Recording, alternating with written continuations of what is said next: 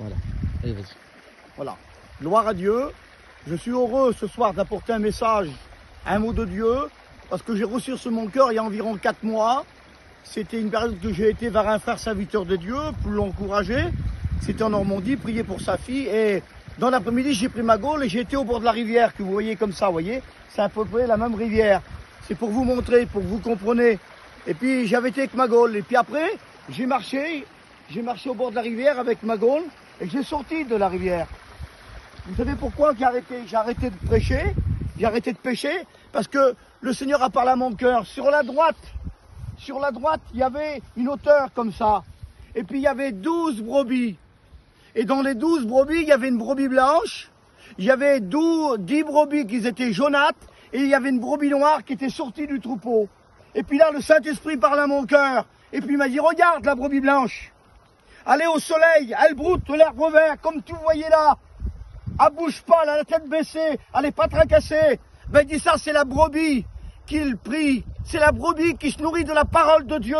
C'est la brebis qu'il jeûne. Elle garde sa blancheur, elle garde sa couleur. Elle ne change pas. Elle regarde pas à droite, à gauche. Elle regarde une seule chose. Elle regarde ce qu'elle mange, qui est la parole de Dieu, parce que l'homme ne vivra pas de pain seulement, mais toute parole qui sort de la bouche de Dieu. Et puis d'un seul coup, je voyais les 10 jaunes qui étaient là. Et les jaunes là, le Seigneur disait à mon cœur, regarde, ils sont agités. Regarde comme ils bougent la tête. Et regarde la couleur, ils broutent un peu partout. Ils mangent n'importe quoi.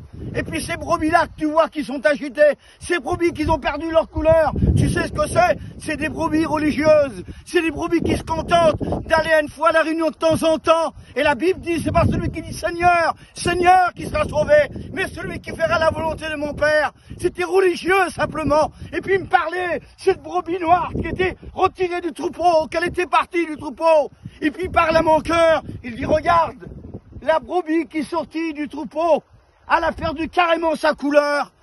Elle est partie dans le monde, mais regarde, elle regarde la blanche. Elle envie la blanche, parce qu'avant d'être noire, elle était blanche. Elle savait, elle connaissait.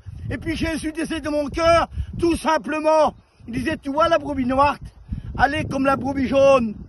C'est pareil, mais il dit, l'amour que j'ai pour eux, s'ils reconnaissent maintenant qu'ils ont sorti du troupeau et s'ils demandent pardon, alors là, à ce moment-là, je le revêtirai d'un vêtement blanc. L'amour de Dieu, elle est parfaite, elle bannit la crainte.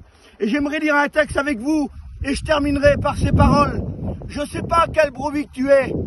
Est-ce que tu es la brebis blanche? Est-ce que tu es la brebis jaunâtre? Est-ce que tu es la brebis noire qui est sortie du troupeau? Le Seigneur ne fait pas de différence. Il aime tous les hommes. Et la Bible dit comme un malheureux cri, l'Éternel l'entend. Il le délivre de toutes ses détresses. Il connaît ton cri, il connaît ta douleur, il connaît tes tourments, il connaît tes craintes, il connaît tes peurs. Et puis j'aimerais lire le texte avec vous.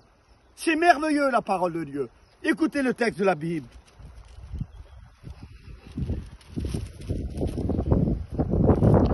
Merci à Dieu. Merci Sauveur.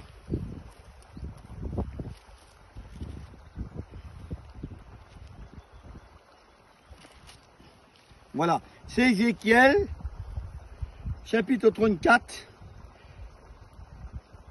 et verset 15. C'est moi qui fais paître mes brebis, c'est moi qui les fais reposer, dit le Seigneur éternel.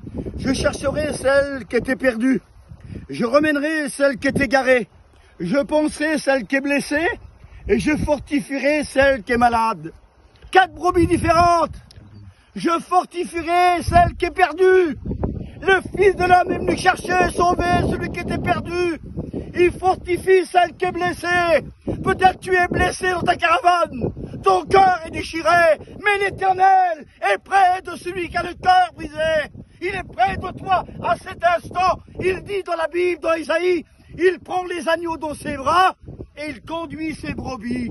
Il veut te prendre dans tes bras, dans ses bras. Il veut te conduire près des eaux paisibles. Et c'est pour ça, je ne sais pas quelle brebis tu es. Si tu es malade, si tu es découragé, si tu es rempli d'angoisse, ben Jésus, le Fils de Dieu, il est dit dans Jean 10, chapitre 11, le bon berger donne sa vie pour ses brebis. Même Jésus a dit, je donne ma vie, personne prend ma vie, je la donne. Et c'est pour ça, mes frères, mes sœurs, mes amis, vous qui écoutez dans votre chambre, dans votre caravane, dans les maisons, dans les hôpitaux, en prison, Jésus, il connaît tout, il sait tout. Moi, je ne vous vois pas, mais l'œil de Dieu parcourt la terre. Il sonde les cœurs et les reins. Que Dieu soit béni. J'en ai assez dit, j'ai prié le Seigneur avec vous. Seigneur, je te rends grâce, je te loue de ta bonté. Merci de ton amour. Tu vois tous ces gens qui passent par ces problèmes. Tu vois ces souffrances. Seigneur, je te demande, c'est toi qui apaise, c'est toi qui penses. Les plaies, tu es le réparateur des brèches.